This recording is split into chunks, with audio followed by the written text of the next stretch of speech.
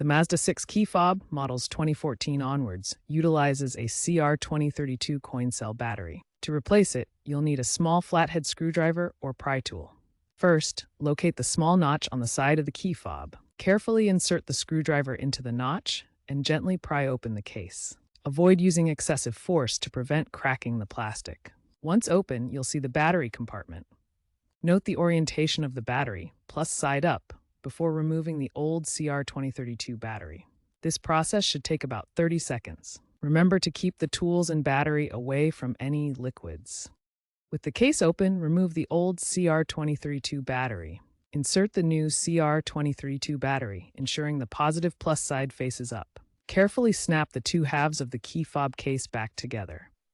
Make sure all the clips are aligned and the case is securely closed. Test the functionality of the key fob by pressing the buttons near your Mazda 6. The doors should lock and unlock. If it doesn't work, double-check the battery orientation and the case alignment. Dispose of the old battery properly at a recycling center. Doing this at home saves you $40 to $45 compared to dealership replacement.